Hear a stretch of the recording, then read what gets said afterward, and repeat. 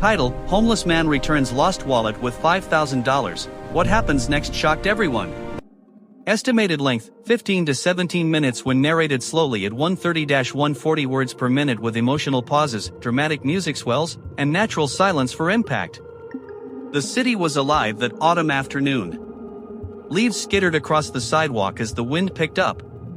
People hurried past in coats and scarves, earbuds in, eyes on their phones. No one noticed the small drama about to unfold on a busy downtown corner. Jonathan Reed stepped out of the bank, feeling the satisfying weight of his wallet in his back pocket. 42 years old, sharply dressed in a tailored navy suit, he was the picture of success. CEO of a growing chain of auto repair shops, he had just withdrawn $5,000 in crisp $100 bills for a private business deal later that day. His wallet held everything. Credit cards, ID, family photos, and now that thick stack of cash. He slipped it into his pocket without a second thought and merged into the crowd. 10 minutes later, as he reached for his ringing phone, the wallet slid silently from his pocket and landed on the concrete near a storm drain. It lay there unnoticed, half hidden under fallen leaves. A few feet away sat Michael Hayes. 55 years old, beard streaked with gray, wrapped in a faded army jacket 2 sizes too big. A cardboard sign leaned against his worn boots, veteran. Lost everything. Anything helps. God bless. A chipped coffee cup held a handful of coins.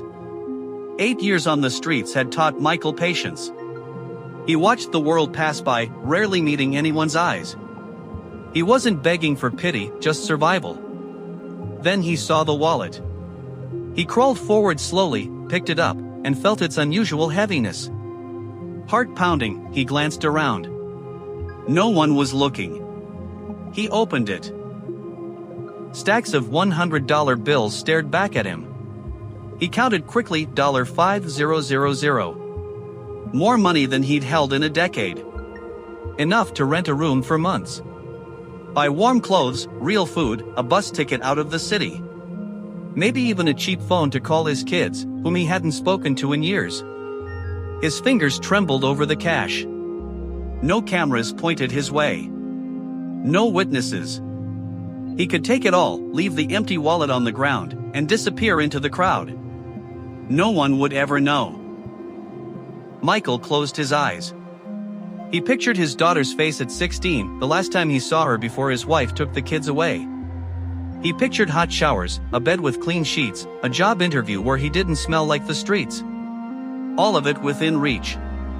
But another image came stronger. The owner of this wallet, frantic, terrified, realizing everything was gone. Maybe a father rushing to pay for a child's medicine. Maybe someone who worked years to save that money. Michael knew that panic all too well. He had lived it when he lost his home. He closed the wallet. He stood up, legs aching from hours of sitting, and began walking the block. Has anyone lost a wallet? He asked passers-by. Most didn't hear him. Some hurried away faster. One woman clutched her purse tighter and crossed the street. An hour went by.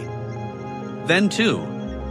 Michael's stomach growled. He hadn't eaten since a half sandwich from a church handout yesterday.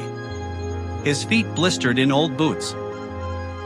Still, he kept searching.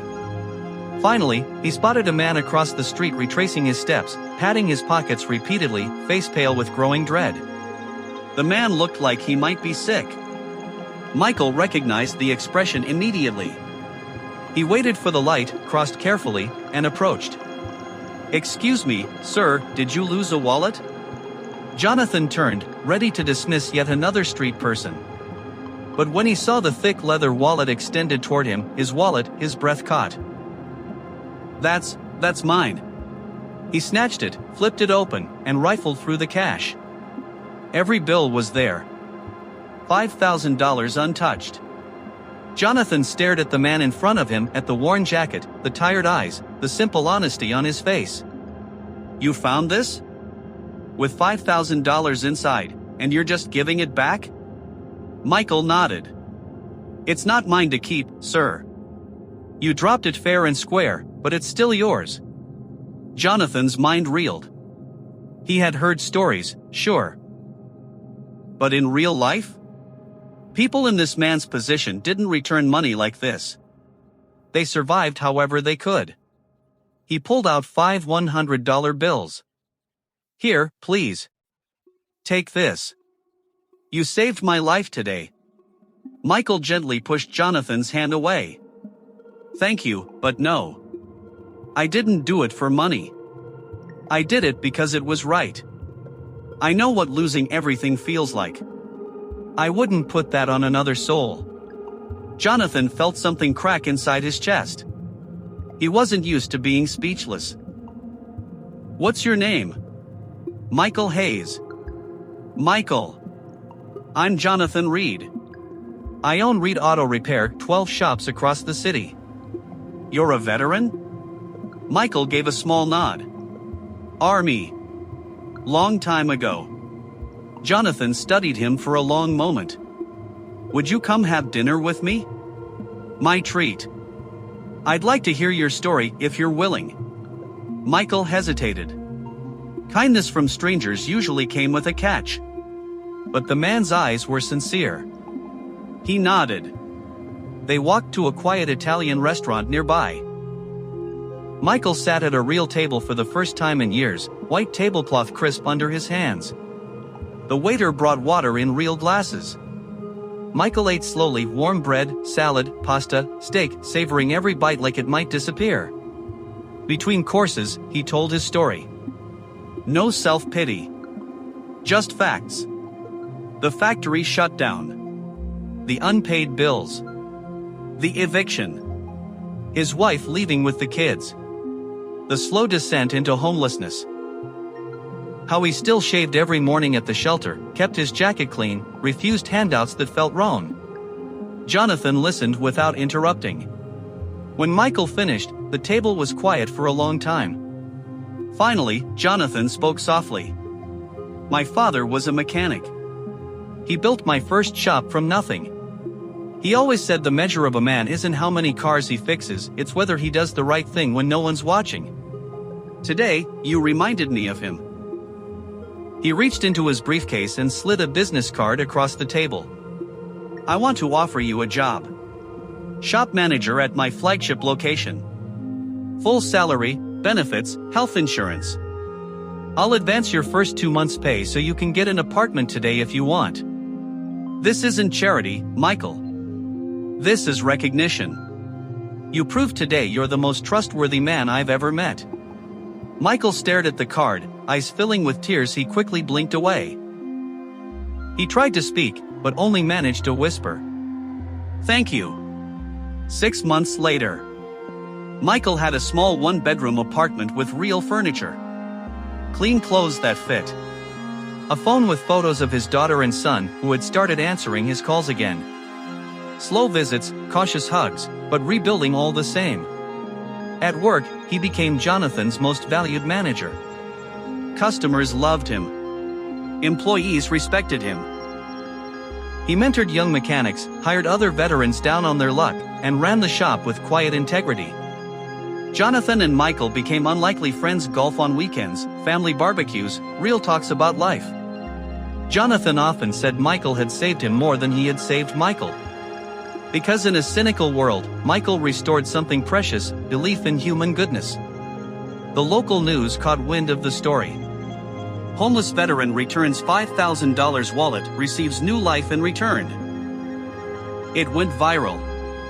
Donations flooded in for homeless veterans programs. Michael appeared on TV not for fame, but to encourage others to keep hope alive. One honest decision, made on a cold sidewalk when temptation was strongest, changed 2 lives forever. It reminded a city, and eventually thousands online, that decency still exists. That character isn't measured by what you have, but by what you do when you have nothing. Michael could have walked away with $5,000 and no one would have blamed him. Instead, he chose integrity. And integrity opened doors money never could. Never underestimate the power of doing the right thing. Especially when it's hard. Especially when no one is watching. Because someone always is. And the universe has a way of returning goodness in ways we can't imagine.